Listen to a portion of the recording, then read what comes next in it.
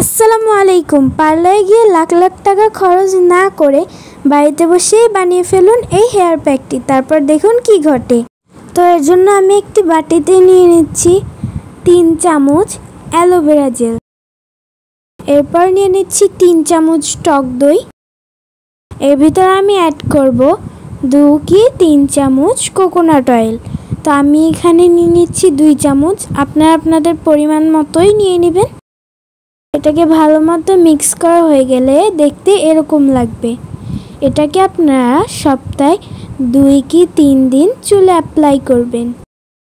তো আমি অ্যাপ্লাই করে দেখাচ্ছি।